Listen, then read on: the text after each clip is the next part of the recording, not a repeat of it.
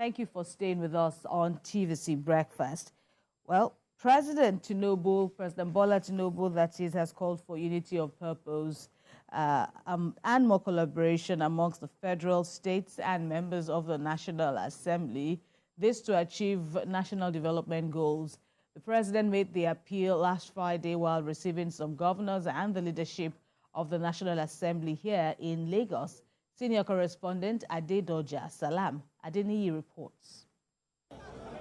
It's the gathering of 27 governors in Lagos, along with the leadership of the National Assembly and some former governors. That delegation includes the Senate President, Godswill Akpabio, the Speaker of the House of Representatives, Tajuddin Abbas, Chairman of the Nigeria Governors Forum, Abdulrahman Abdulrazak, among others. They were led by the Vice President, Kashim Shettima. The Vice President expressed optimism about Nigeria's economic resurgence and called for collective efforts to propel the nation forward. The economy has turned the corner. By the grace of God, in the coming months and weeks, the economy will roar back to glory. Let's unite. Let's rally around our leader and propel and catapult this nation to a greater pedestal. President of the Senate, Godswill Akpabio, commended the state governors for emulating President Tinubu's leadership style, characterized by listening to diverse voices and consulting widely with the people, irrespective of political affiliations. We are very delighted to be in your midst today. We don't take this for granted. It's not every president that will open doors, but you're a man of the people. You're always happy to be with the people, and that's why you're happy to receive us. May Allah give Nigeria the peace and security we have been yearning for. May Allah continue to protect our president, preserve him, give him more wisdom and vision and health. The governors also thanked the president for the support provided by the federal government to states, particularly the distribution of grains to alleviate food shortages. We came in here, there was no distinction between political affiliations, and that is the Nigeria we pray for at all times. So we're quite happy. And then when we rub minds together, we look forward for a brighter future. We share ideas. We also took advantage of the opportunity to cross-fertilize ideas, to discuss national issues, issues of economy, issues of politics, and issues of governance. I think we're happy that we had a very successful meeting. He began the implementation of very courageous and audacious policies which were aimed at repositioning the economy of this country. Today we are all reaping the fruits of those very objective policies. It is the tradition of the governors to pay homage when the president is in his country home, an avenue they use to further discuss the development of the country. Adedoja Salam Adeniyi, TVC News, Lagos. That's what we'll be talking about now. Joining us for this conversation is lawyer and political analyst Adedotun Ajulo. Thank you for joining us. Good morning. Good morning. Good morning. Right, and right, good to see you. Yes. So, from that meeting that the president had with these personalities, he also said that he was quite sure that the economy would roar back to glory before the end of the year. I wonder what you make of these assurances, amidst the accolades that his vice president and all the other the governors and the others, what they said, hailing his interventions in the economy and other sectors. What do you have to say about how far he has come, the president, that is? Well, I don't have a doubt that definitely the country is going to have an economic boost. We all know what happened in the last 6 months, 7 months, particularly when it has to do with the dollar. Even though the inflation is still very much with us, we are all aware that the tide is being sustained to get dollar, as at Saturday, to get dollar down to an appreciable level, naira to an appreciable level against dollar. Up to over the weekend, I still made my inquiry. dollar is now going for about 1,017 naira. There's some saboteurs in the last few months. You see persons going to buy dollars for as much as 1,600, 1,700, with the hope, the prophet of dooms, with the hope that to them, dollar is going to get to 2,500. Some will even say 5,000. And economic activists, analysts, both locally and internationally, I was reading one over the weekend as well. They've come to agree that in no time, no distance, because right now there is no fear of fluctuation any longer. What we used to have before now, like almost a year now, is a case of, okay, dollars getting into the fluctuation. Today, Naira appreciates, tomorrow it depreciates. But in the last few months, it has been very steady. So I don't have a doubt that before the end of the year, with the way they are going, even from our very reliable economy analyst, we are very certain that indeed the economy is going to be restored on a steady tide. However, the inflation remains with us, particularly on the price of items in the market, goods, and all of that. And that is the area where we'll be calling on the relevant agencies of government that they should look into this direction to ensure that this effort is not being frustrated by the selfish style of Nigerian, our business persons and all of that. I have no doubt that indeed before the end of the year, if we are going at the pace in which the administration is going, we are going to fight this issue of inflation to a standstill. So looking at what the president and the governors have said in that meeting, and you are optimistic that the economy will boost by the end of the year, but is the dollar the only parameter we'll use to judge this administration? What about other aspects, insecurity, infrastructure development, amongst others? Have we really done well? Are we seeing the governors, the legislatures, and the federal government working together to ensure that the people get the dividends of democracy that they've not gotten in a long time? Well, the truth of it is that we've not gotten there. But like I will say again, I will give the government a very pass mark. Day in, day out, in terms of infrastructural development, you can see that a lot of improvement and approval here and there. As of this morning, I still passed through Lagos-Ibadan Expressway, talking about the Tomiland Bridge. And in fact, we have the Calabar Coastal, Lagos Coastal Highway. Coastal Highway. Even though that is coming with its own issues, controversies, and all of that. One thing you cannot take away is the fact that the importance of having such an infrastructure at this point is going to go a long way in boosting the economy. It's going to go a long way. It's indeed dividend of democracy. So I would say that you have mentioned the issue of security. Yes, the security issue is still very much around with us. And I must say that the issue of security, particularly issue of kidnapping and all of that, we are becoming worn out as a country. It's no longer making news. It's highly underreported. Now, as of last week, I'm still aware of a family that were kidnapped along Kogi, Okene Highway. And I was just telling a friend, I said, it no longer make any news to us. We don't see this as a driver was killed along the line. Why is it that this is no longer making news? But whatever you want to look at, whichever way you want to look at it, I've said it on this platform before. We've moved from one stage of the challenges to the other, particularly as it relates to security. Now, the issue of Boko Haram attack, where we used to have bomb being detonated and all of that, has completely gone down, subsided. So, but we still have slim issue of security all around, and that has taken over everywhere in the country. So the challenge of security remains with us.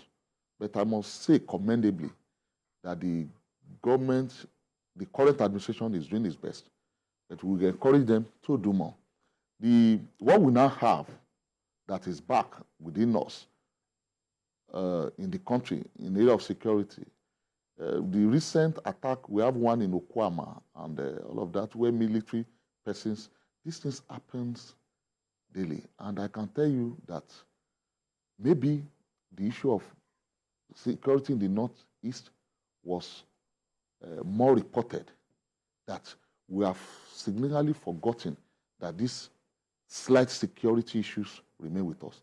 I will still give a pass mark to the government, whichever way you want to look at this all again. Less than 1 year into the administration. Less than 1 year. Is it not early to give a pass mark? Well, it's even, can we even say it's less than 1 year? Because this time in May, we'll be talking about the first year administration. Well, government administration,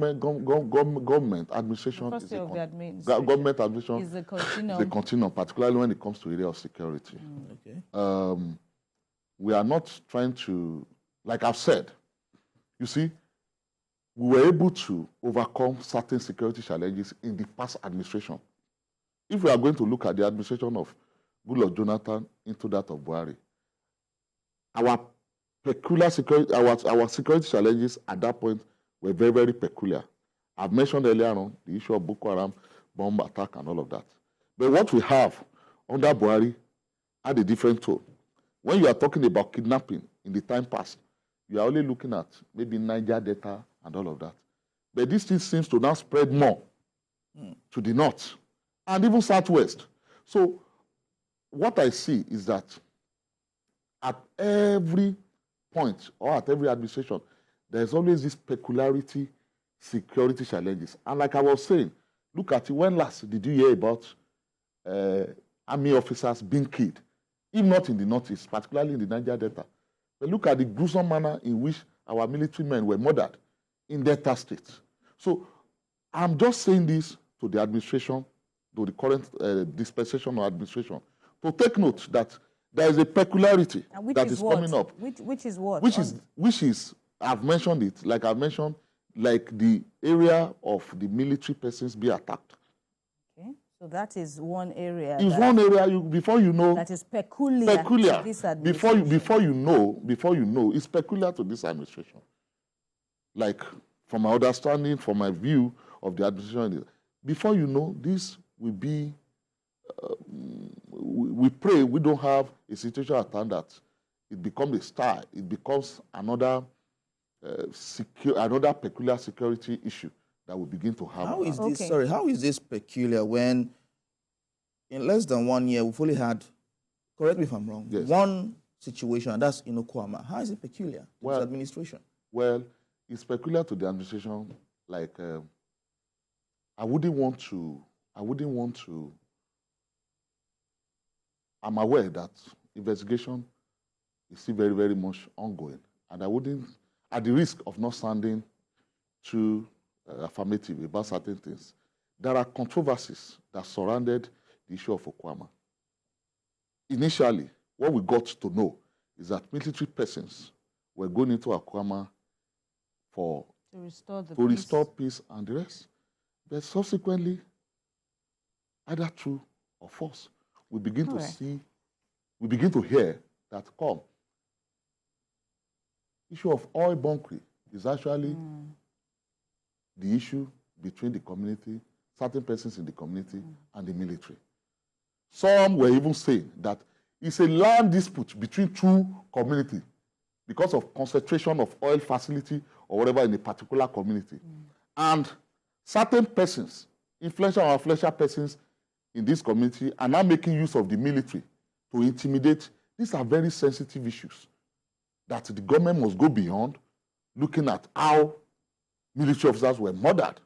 They must be able to unravel. That's why I said it's a peculiar situation, particularly from the Niger Delta, where we have our oil. All right. Let's also go back to your point. You made a brief point about, the Lagos-Calabar Coastal Highway. And, the government has said it's going to be an 8-year project that will gulp trillions of naira, 15 trillion at the least, which has also sparked, reactions in across, many divides, especially from the opposition, the PDP presidential candidate Atiku Abubakar saying that this equals the budget of, all the states of the federation, including the FCT. How do you justify that, as well as, the mode of bidding, if at all?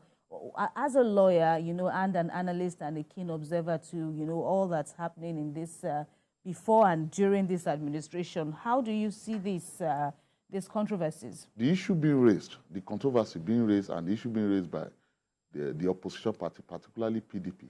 And I think I saw a letter by our very revered Duarte over the weekend as well.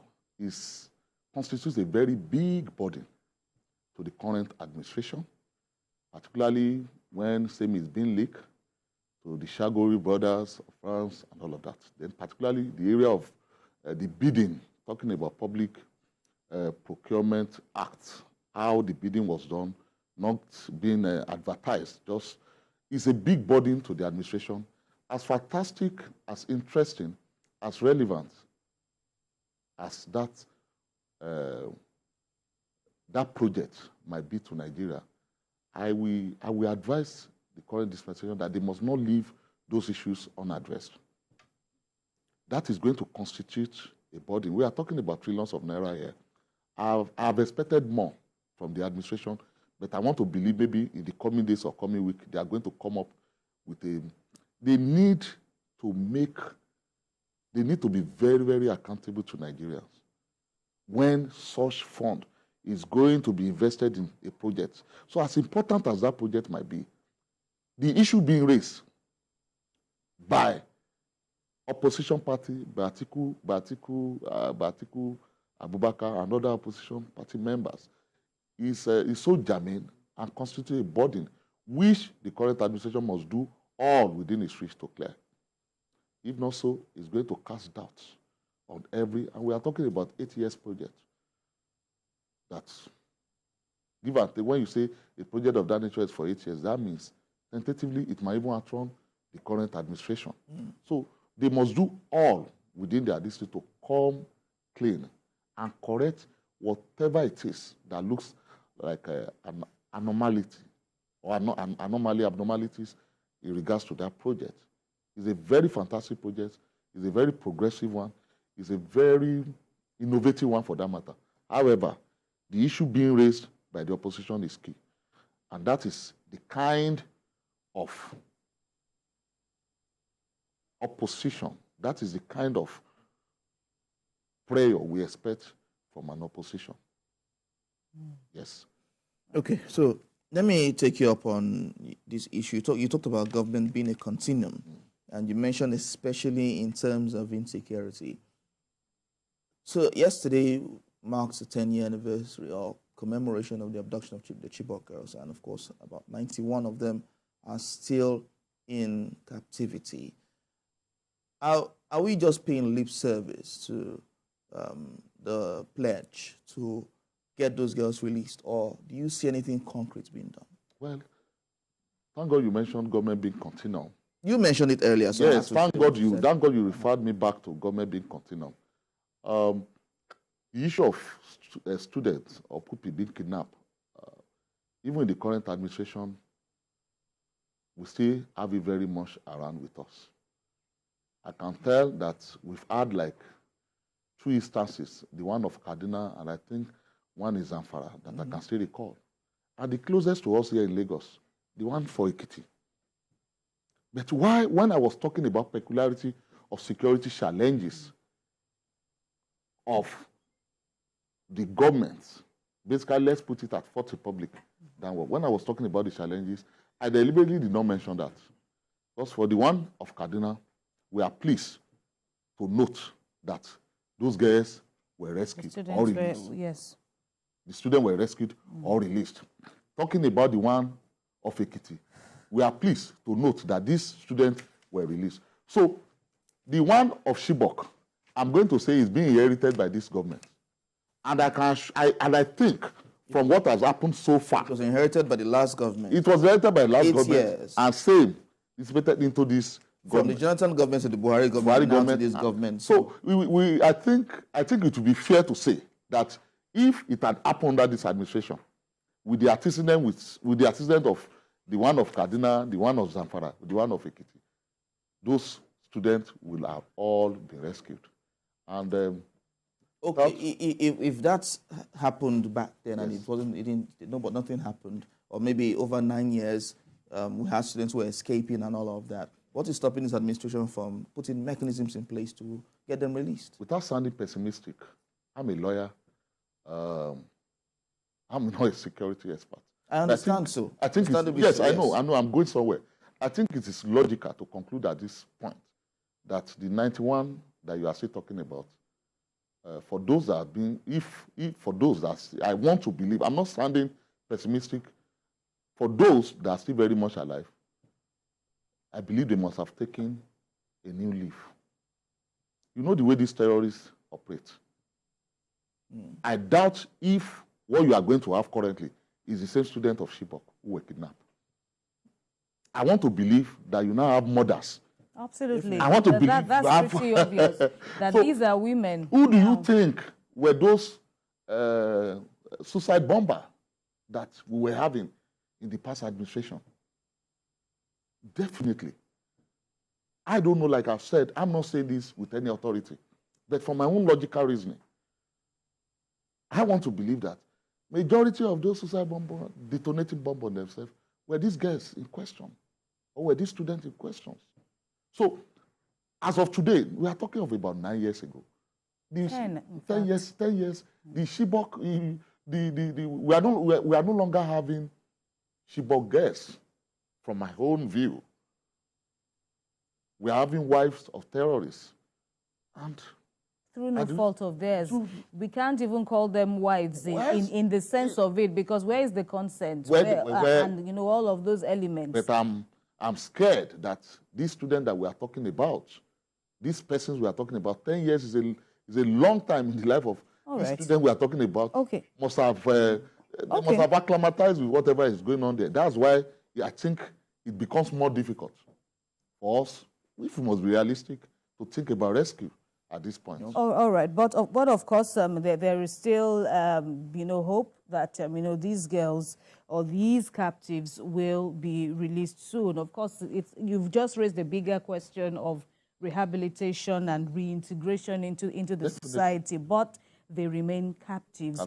But let's quickly talk about, we don't have time again, let's quickly look at some of the major policies of government, the removal of subsidies, electricity subsidies somewhat, fuel subsidy somewhat. IMF is pleased, but many Nigerians aren't. NLC is also talking about it now, and other sectors are also speaking. Manufacturers are speaking about the effect and how well the government consulted with these critical bodies, and how much is on ground to buffer the harsh effects of these removals. Well, one of the greatest burden of this administration is the fact that the only time there was a decisive attempt for removal of subsidy, the current majority of the men of the current administration, they were in the opposition, and they criticized so much that was, in fact, it took the effort of the opposition for that not to be in place in 2012. So that is a baggage that this current administration is carrying. But I've been telling people, if we must be realistic with ourselves, the issue of subsidy is not sustainable. And the three major contenders of the 2023 election all agreed at one point or the other that subsidy was going to be removed. The electricity tariff that we are talking about, I've told persons, you see, it is not sustainable. Generation, distribution. What we paid is not sustainable. The analysis I give most often to people, as far as electricity is concerned, before the administration of Obasanjo, when you want to make a phone call, you go to your Nitel, in the whole of Ikosi community, you may not have more than 5 to 10 houses with. However, when the administration of Obasanjo came in place with and we begin to have this thing being privatized, having MTN and the rest. Today, you don't need, way back, when you want to announce, you have to write letter through NIPOS and the rest of it. So looking at electricity, what I've always told people, except we come to that realistic point of view that this thing has to be decentralized, which is one laudable thing the government have done. This thing is not going to take, it's not a 24-hour thing. But I can tell you, it's a right step in the right direction being taken by the government so far. All right. License is being given to persons and the rest of it. So we are going to have it. Okay. Initially, when telecommunication, the innovation of telecommunication came, you and I were buying SIM card. We even know how much it costs us to make calls. But today, you can relatively be on your phone for hours without. So we are going to get to that point. So with time, there will be competition. There will be we are going to get to that point. Definitely. All right. Adedoto Ajulo, we've run out of time, but thank you for your contributions on TVC Breakfast this morning. Best regards. All right. So